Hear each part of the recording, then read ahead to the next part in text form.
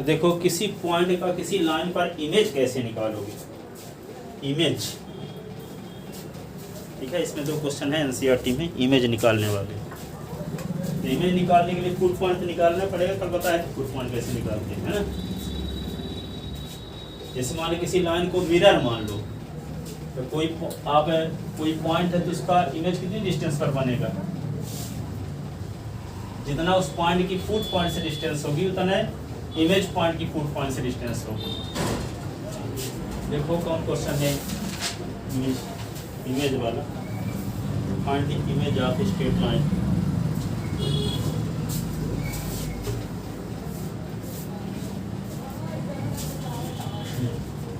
तो कल foot of perpendicular बताया था ना कल।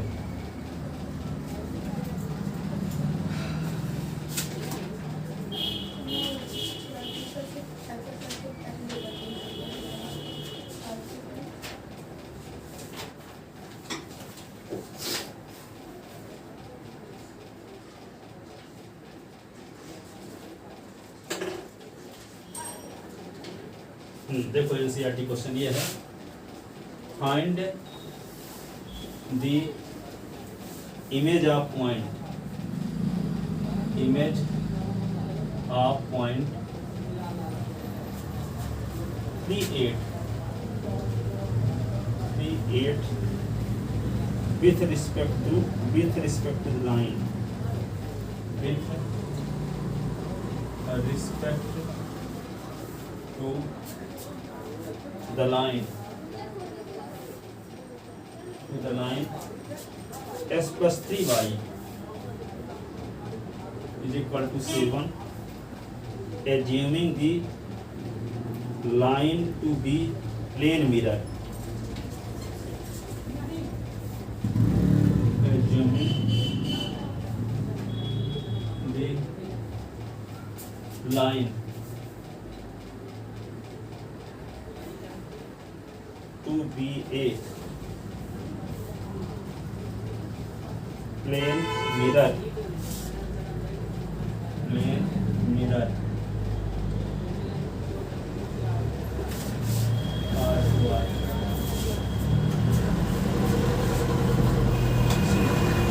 ऐसे भी पूछा जा सकता है कि इस पॉइंट पे इस लाइन पर इमेज पॉइंट है। देखो एक पॉइंट है, यह है पॉइंट P, इसका कोऑर्डिनेट है 38।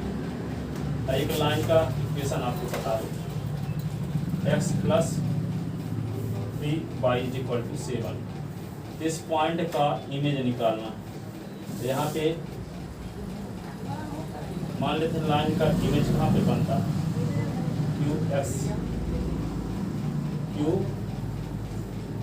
QXY पर बनता है।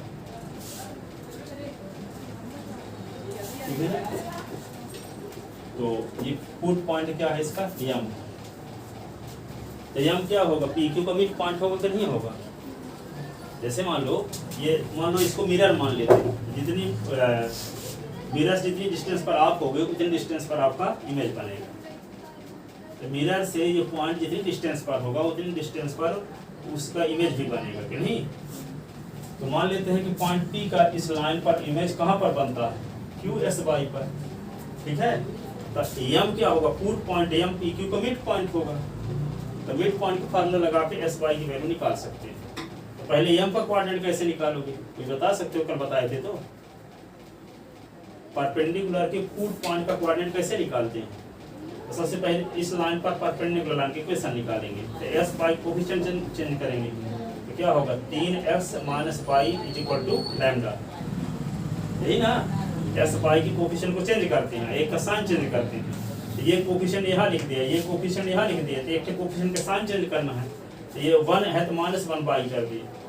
तो 3x minus 1y constant term के स्थान पर क्या लिख देते हैं, लैम्डा। तो क्या हो जाएगा 3x minus y is equal to lambda. इस लाइन पर परपेंडिकुलर लाइन के इक्वेशन। लेकिन परपेंडिकुलर लाइन कहाँ से पास होती है,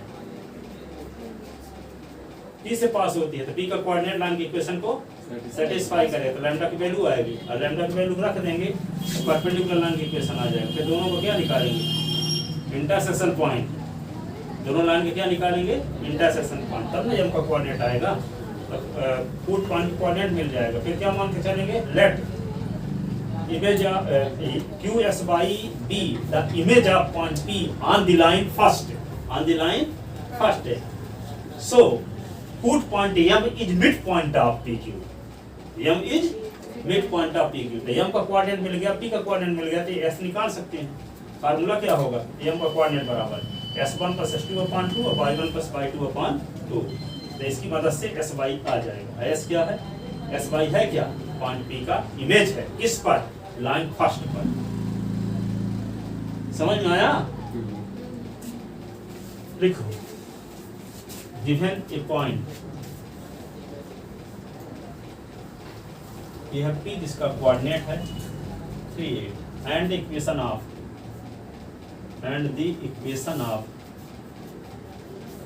ए स्ट्रेट लाइन या x + 3y = 7, then we have to find the image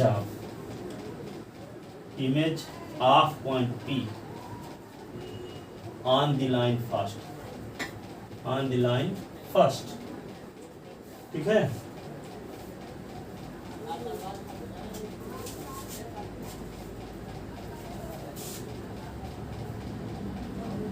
For it, firstly, we have to find the coordinate of foot point M. We have to find the coordinate of foot point M. ठीक है, इसके लिए line first पर perpendicular line की equation, let equation of any line which is perpendicular to line first, let the equation of any line which is perpendicular to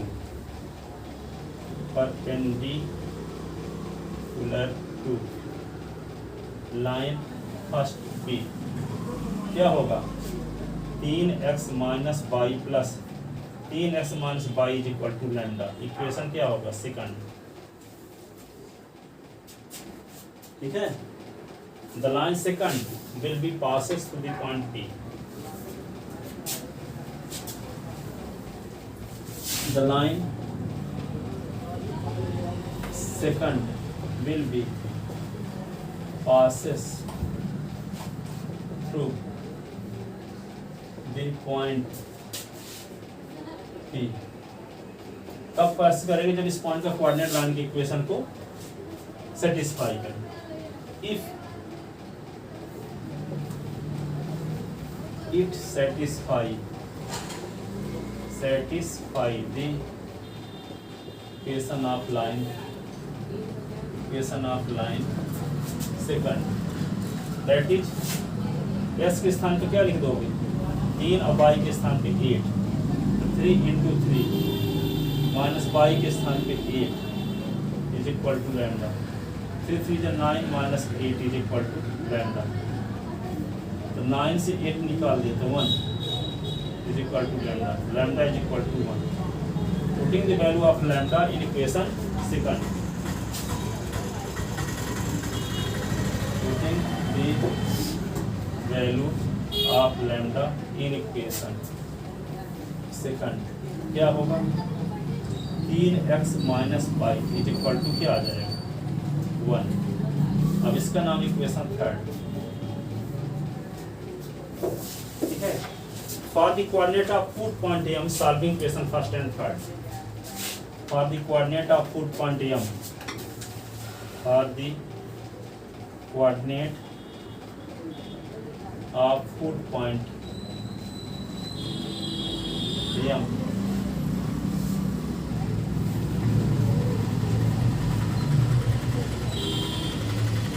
दोनों perpendicular line का intersection point ही foot point कहलाएगा ना।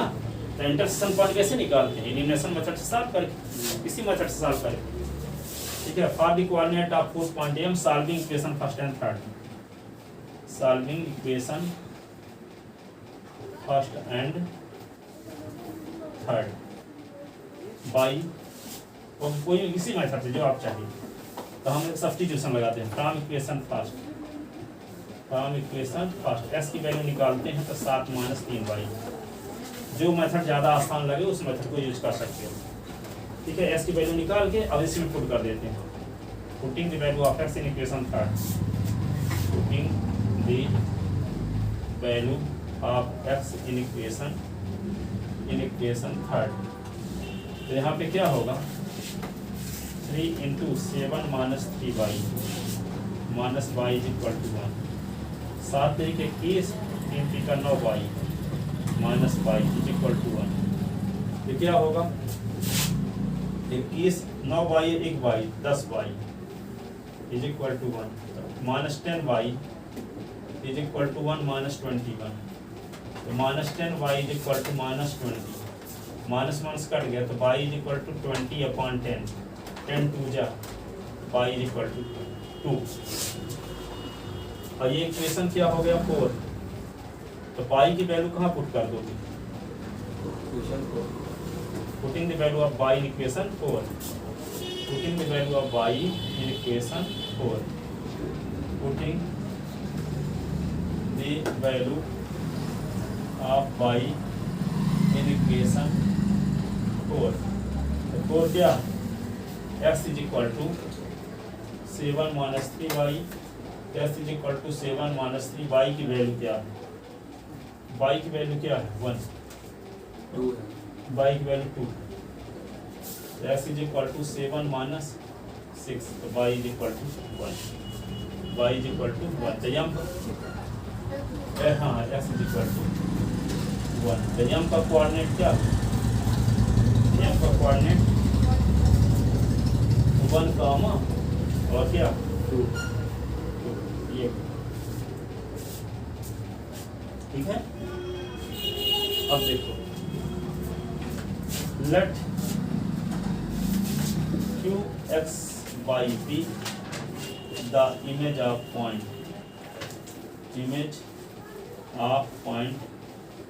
p on the line first। qx y क्या है, image है point p का line first पर। ठीक है, सो m is mid point of PQ, so m is mid point of PQ। m क्या होगा, PQ का मिड पॉइंट होगा। तो देखो सुन लो, इसको हम S1/1 कह लें, इसको S2/2 कह लें। तो मिड पॉइंट का कोऑर्डिनेट निकालने क्या फार्मूला होता है, S1 + S2/2 और y1 + y2/2 होता है ना। तो m का कोऑर्डिनेट होगा S1 + S2/2 और y1 + y2/2। तो m का कोऑर्डिनेट S1 के स्थान पे क्या है 3 और S2 के स्थान पे S/2। ठीक है, तो m का कोऑर्डिनेट आपको पता भी तो है ना, ये होगा 3 + S/2।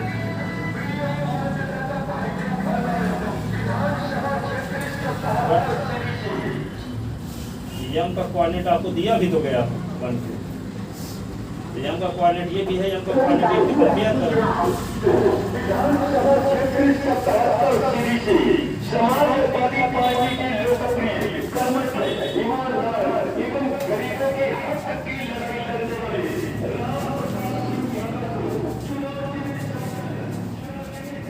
ठीक है, कंपेयर करोगे तो क्या होगा, इसके इक्वल ये इसके। तो यहाँ पे क्या होगा 3 + x/2 इज इक्वल टू आएगा 1, कंपेयर करोगे, और 8 + y/2 इज इक्वल टू क्या आएगा 2। तो इसके नीचे 1 लिख लो, इसके नीचे 1, cross multiplication. 3 + x is equal to 2, 8 + y is equal to 4, S is equal to 2 minus 3, Y is equal to 4 minus 8, S is equal to -1 और वाई इज इक्वल टू -4। ठीक है, तो किसका कोऑर्डिनेट आ गया आपको? क्यू का कोऑर्डिनेट। क्या माने थे हम? क्यू का कोऑर्डिनेट एस वाई ना, तो एस के स्थान पे -1, वाई के स्थान पे -4। Hence image of point P is, hence image of point P on the line first is -1 -4। ये है पॉइंट पी का लाइन फर्स्ट पर इमेज। लिख ले, कहाँ लिखा है? क्यों आ गया? आ गया तो पहले 2 साल पहले। नहीं सर, अभी अभी लिखा है। अब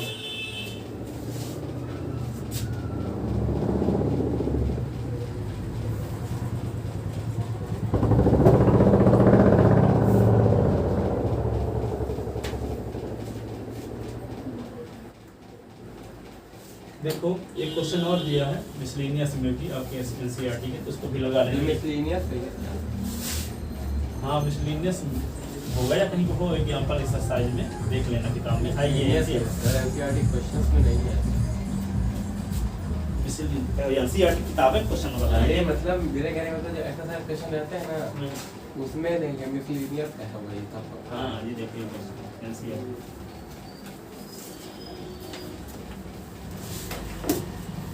ये बात तो निश्चित रहो जो किताब से निकाल दिया गया इसमें एक भी क्वेश्चन नहीं,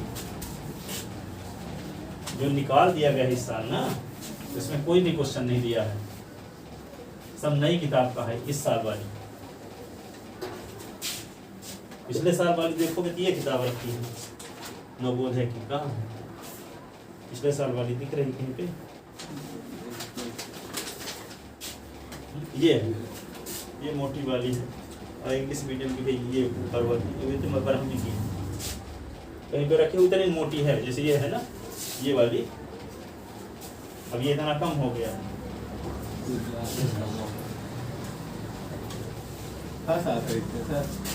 खरीदते नहीं, वो ऐसे दे जाते हैं पहुंचा के अप्रैल में, दुबई वाले प्रचार वाले खरीदे थोड़ी, तभी सिला 25 थोड़ी खरीदते, अभी वो वहाँ छठ घर में छठ रखते हैं।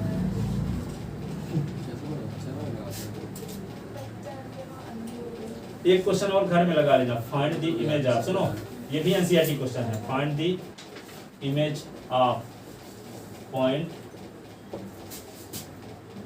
1 2 ऑन द लाइन।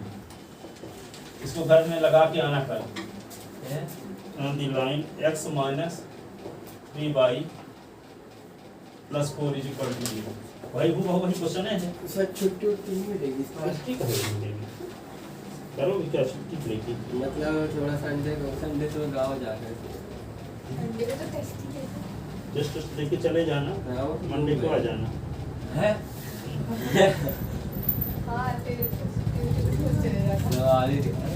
कौन जाएगा? हलावा यार क्या हो गया? ट्यूसडे हमारी फिर छुट्टी।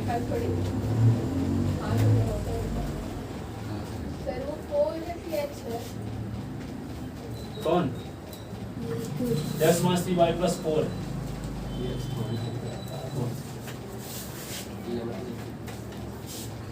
लिखे? अब लिखो एक क्वेश्चन अगला एनसीईआरटी का, इसको लिख लिया क्वेश्चन ना, इतना ही है। हाँ, find the distance, find the distance of the point, of the point, कौन point? -1 1 from the line, from the line, कौन line? 12 x plus 6 is equal to 5 और y माइनस 2। ठीक है, इस पॉइंट की इस लाइन से डिस्टेंस निकालना। डिस्टेंस निकालने के लिए क्या करोगे? लाइन की इक्वेशन को व्यवस्थित लिखे होगे पहले, फिर क्या करोगे? पॉइंट को पुट करोगे, फिर एस वाई के कोफिशिएंट के स्क्वायर के सम के स्क्वायर रूट ऑफ से डिवाइड करो। ठीक है, लिखो गिवन ए पॉइंट। हाँ, बनेगा नहीं आप लोगों से वैसे, कहीं उल्टा पुल्टा कर दोगे, हम जानते हैं। गिवन ए पॉइंट, टी का कोऑर्डिनेट क्या है? जो होमवर्क दिया वो नहीं बता था। और वे वाला तो बन जाएगा। And equation of the equation of straight line, straight line क्या? 12 common s plus 6, 5 common y minus 2। इसको क्या करना पड़ेगा आपको? मल्टीप्लाई कर लो। 12x plus 72, 5y minus 10। इसको क्या लिखोगे? 12x माइनस 5y प्लस 72 और plus 10 is equal to 0। 12x minus 5y plus 82 is equal to 0। Equation first. The length of perpendicular, the length of perpendicular drawn from P upon the line first। जैसे पॉइंट है ये line, point P से इस PM perpendicular खींच लो, ये line first है। तो PM इज इक्वल टू क्या होगा? अभी बताए थे, इसको पुट करो पहले पॉइंट को। P का कोऑर्डिनेट क्या है? तो इस पॉइंट को इस बार के साथ पुट करो तो 12 into minus 5 into 1 plus 82 upon इसका कोफिशिएंट क्या है? 12 का स्क्वायर करेंगे प्लस माइनस 5 का स्क्वायर करेंगे। तो implies PM is equal to क्या होगा? -12 minus 5 plus 82 upon 144 plus 25। PM is equal to 12 5 17, 82 से 17 निकाल दो, 12 निकाल के तो क्या बचा? 70 है, 65। ये 13 हो गया ना? 65 यहाँ पे 13 5 यूनिट। इतना सेट सवाल है। ऐसे सवाल बन जाता है। ऐसे सवाल लगाने के लिए देवता भी तरसते रहते हैं नहीं? हम लोग ऐसा ला जाते हैं, इतना छोटा।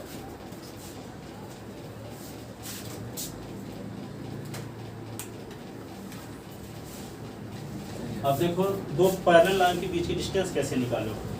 पहले दूर वाली की डिस्टेंस, फिर पास वाली डिस्टेंस, फिर distance between, to find the distance between, to find the distance between two parallel line,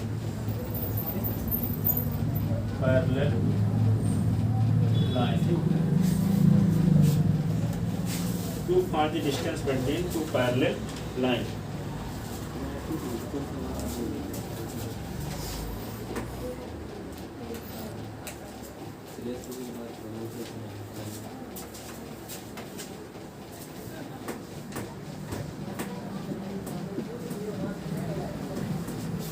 ठीक है,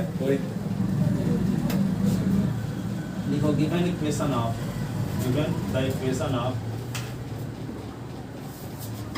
two parallel line।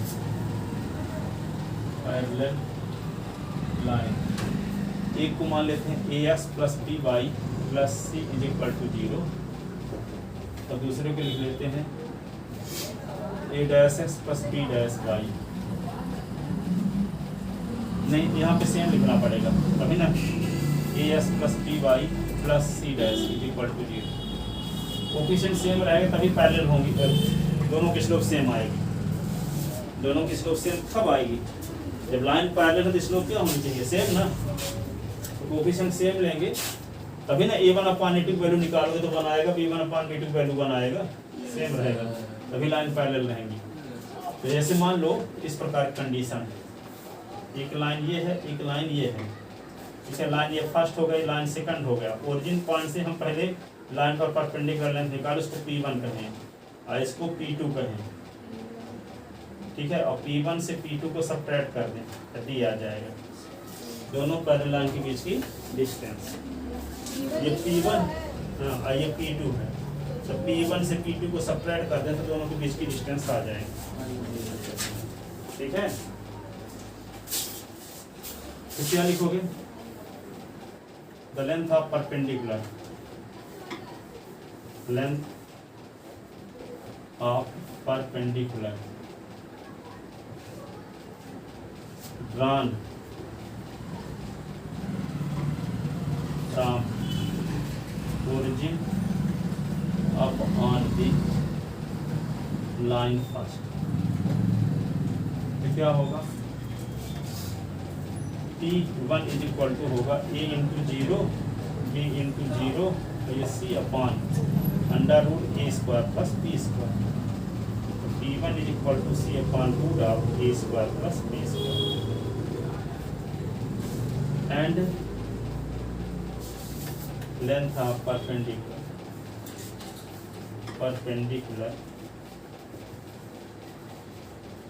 drawn from origin up on the line secant, तो क्या होगा? P2 इज इक्वल टू लिखोगे तो second line put करो तो A into 0 B into 0 plus C dash upon under root A square plus B square. क्या आएगा? C dash upon root of A square plus B square. Then distance between two parallel lines, then distance between two parallel lines, parallel line first and second। तो D is equal to क्या होगा? T1 minus P2, T1 minus P2। तो D is equal to T1 की value क्या? C upon root of A square plus B square, A C dash upon root of A square plus B square. ये formula नहीं है, हम इसी प्रकार method का यूज करेंगे, ठीक है। कोफिशिएंट प्रोपोर्शनल भी हो सकते हैं ना, यहाँ 2 है तो 4 हो गया है, 4 है तो 6 हो सकता है, ठीक है। यहाँ हम इक्वल लिए आए हैं, दोनों रेशियो सेम होने चाहिए, कोई जरूर रेशियो सेम थोड़ी 1:1 हो तब वो सेम होगा। यहाँ 2x प्लस 4y है तो यहाँ 2 दूना 4s प्लस 8y भी हो सकता है। A1/A2 B1/B2 सेम रहना चाहिए, ठीक है। तो D इज इक्वल टू क्या होगा? C minus C dash upon A square B square. ये आप प्रोसेस आप बताए हैं, इस तरीके से हम करेंगे नहीं कि अब फार्मूला यूज करेंगे, ये प्रोसेस अपनाएंगे इस प्रकार का, है ना। आप कहोगे कि जब लाइन एक लाइन इस साइड में है, एक लाइन इस साइड में, तो क्या करोगे? ये तो एक ही साइड में दोनों लाइन, तब ना P1 माइनस P2 करना पड़ा। अब मान लो P2 इधर हो तो P1 और P2 को जोड़ना ना पड़ता। इधर साइड का ओरिजिन से उधर साइड का ओरिजिन से, हाँ दिमाग ऐसा होगा, जोड़ना पड़ेगा।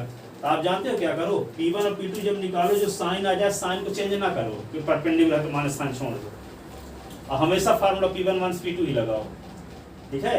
तो जब लाइन इस साइड में रहेगी, एक लाइन इस साइड में रहेगी ना, तो P1 का साइन माइनस में रहेगा और P2 का क्या रहेगा? प्लस में, तो दोनों अपने आप जुड़ जाएंगे। अरे P1 माइनस P2 करेंगे तो P1 की वैल्यू मान लो आ गई, P1 की वैल्यू आ गई -3/5, ठीक है। और P2 की वैल्यू आ गई क्या? 7/5। तो P1 माइनस P2 करोगे तो क्या आएगा? -3/5 और -7/5, तो 7 5 12, 7 3 10, -10/5 आ तो गया, जुड़े ना गया है। तो वो घटेगा कब है? कहने का मतलब कि पॉजिटिव नेगेटिव रहेगा जब लाइन क्या रहेगी, एक ही साइड में रहेंगी, तो ठीक है। और जब अपोजिट रहेंगे तो अपने आप सेम साइन रहे तो जुड़ेगा। तो इसका फार्मूला याद करने की जरूरत है नहीं, P1 माइनस P2 से ही काम चला लोगी, ठीक है। यदि आप ऐसा करना चाहते हो, देखो एक और तरीका आपको बता देते हैं, ठीक है, क्योंकि डाउट क्लियर रहे। यहाँ C1 और C2 दोनों का साइन सेम है, C1 का साइन और C2 का साइन प्लस है प्लस दोनों है, प्लस है प्लस दोनों है, तो दोनों लाइन एक ही साइड में होंगी ओरिजिन पॉइंट के, और एक में प्लस है एक में माइनस है तो अपोजिट साइन होंगे। तो जब दोनों लाइन एक ही साइड में है तब क्या करना पड़ता है, सब्ट्रैक्ट करना पड़ता है, और जब अपोजिट साइड में है तो ऐड करना पड़ता है। तो ऐसा कब करना पड़ेगा कि जब आप P1 और P2 को परपेंडिकुलर लेंथ मानकर उसका साइन छोड़ दोगे तब ऐसा करना पड़ेगा।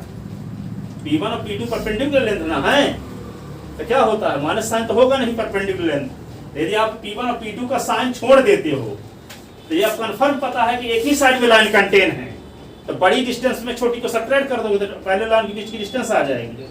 ठीक है, और यदि दोनों का साइन क्या है, अपोजिट है, दोनों लाइन के इक्वेशन में दोनों का साइन क्या है, अपोजिट है, तो दोनों लाइन क्या होगी, अपोजिट साइड में होंगी, तो P1 P2 को जोड़ना पड़ेगा।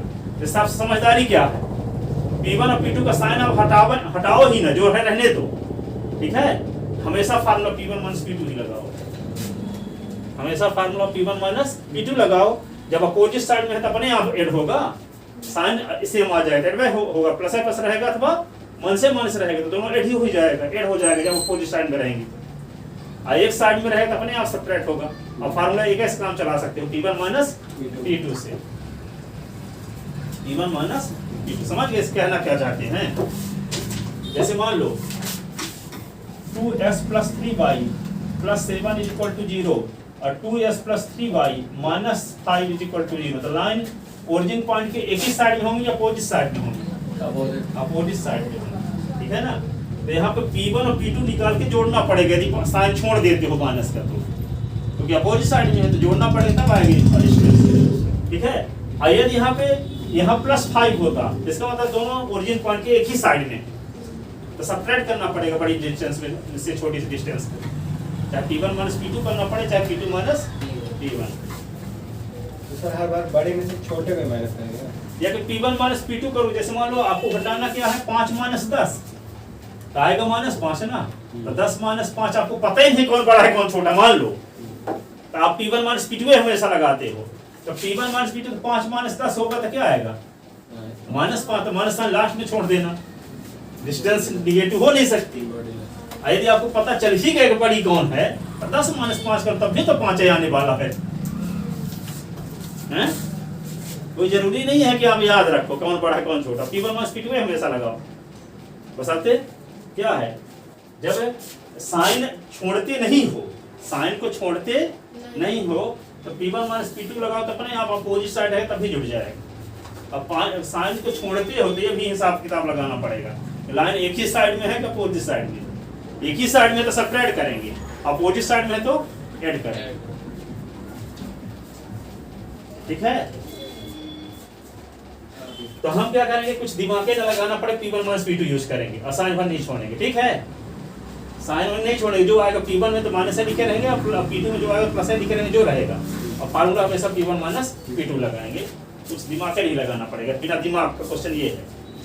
और इसे बहुत हिसाब किताब लगाना पड़ेगा, कौन दोनों साइड में है का अपोजिट साइड में। ठीक है, P1 माइनस P2 याद हो रहा है।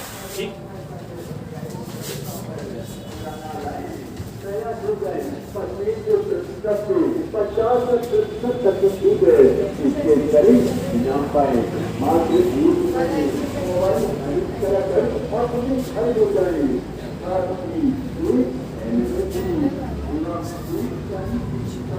लिखो फाइंड दी, क्वेश्चन लिखते हैं NCERT, find the distance between two parallel lines, parallel line 3x minus 4y plus 7 is equal to 0 and 3x minus 4y plus 5 is equal to 0.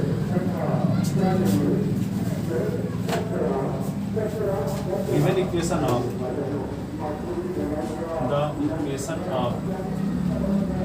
two parallel line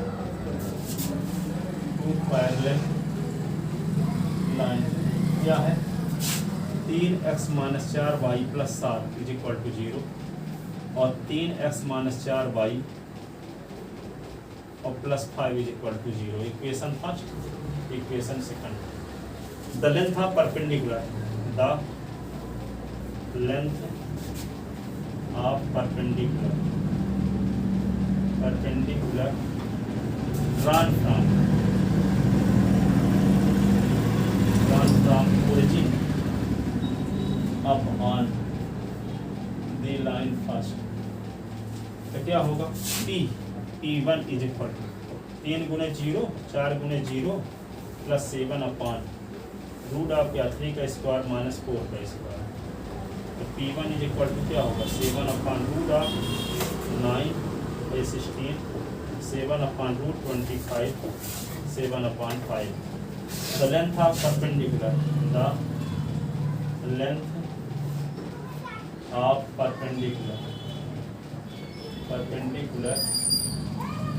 drawn from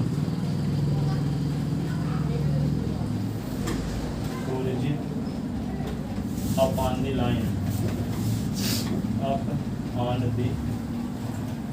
line secant।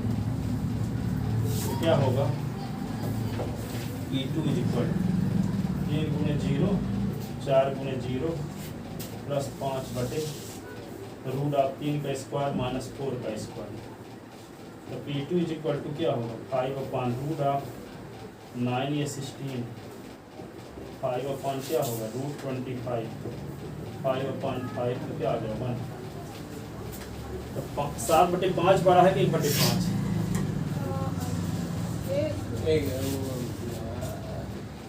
वो 60 तो बड़ी distance छोटी था P1 minus P2 ऐसे भी बताए। Then distance between line first and second,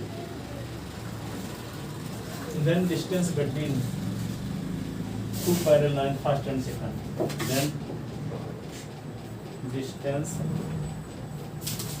between two parallel line first and second. तो D is equal to होगा P1 माइनस P2।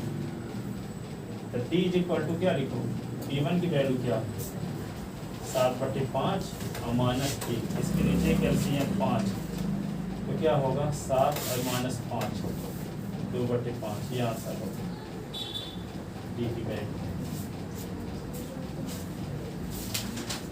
हमेशा ओरिजिन पॉइंट से दोनों लाइन पर ट्रैक किएगा परपेंडिकुलर लेंथ निकालो और D एक को P1 मानो एक को P2 और D is equal to P1 minus P2 करो। P1 माइनस P2 करने के बाद जो माइनस साइन है तो छोड़ सकते हैं। ठीक है ठीक नहीं है?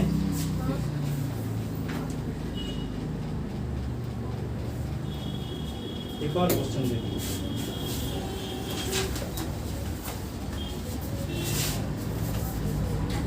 find the distance between two parallel lines। कौन 15x plus 8y minus 34 is equal to 0 and 15x plus 8y 15x plus 8y 1 plus 31 is equal to 0। अब यहाँ देखो इनका अपोजिट साइड है कि नहीं, दोनों जोड़ेगा तभी आएगा ना डिस्टेंस, सेपरेट से काम होने वाला नहीं है। तो अपने आप P1 माइनस P2 का सेपरेट होगा ही होगा, क्योंकि P1 की वैल्यू तो माइनस में आएगी और P2 की वैल्यू प्लस में आएगी। तो हम फार्मूला लगाएंगे P1 माइनस P2, तो P1 तो माइनस में है ही और P2 करेंगे तो वो भी माइनस में होगा, तो दोनों जुड़े ना जाएंगे। तो अपोजिट साइड में है भी तो जुड़ना चाहिए ही कि नहीं, एक ही साइड में तब ना सेपरेट होता तब दोनों के बीच की डिस्टेंस आती। अब यहाँ पे लाइन जैसे मान लो एक ऐसे है एक ऐसे है, ये P1 है और ये क्या है P2 है, तो दोनों के बीच की डिस्टेंस P1 प्लस P2 ना होगी। हम फार्मूला लगाएंगे P1 माइनस P2, लेकिन दोनों जुड़ेंगे क्योंकि P1 की वैल्यू माइनस में है, तो माइनस 34 बटे कुछ, अब माइनस P2 ना लिखते हैं तो P2 प्लस में है 31 बटे कुछ, तो 34 31 पर ऐसा नहीं हो गया, माइनस में आएगा, लास्ट में ना माइनस छोड़ना है तो जुड़ जाएगा कि अपने आप फार्मूला उसी से काम चला लोगे आप, अलग से याद करने की जरूरत नहीं है। गिवन इक्वेशन ऑफ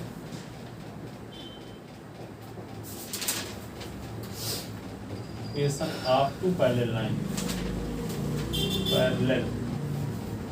लाइन कौन कौन 15x + 8y 34 = 0 equation 5 15x + 8y + 31 = 0 equation second the length of perpendicular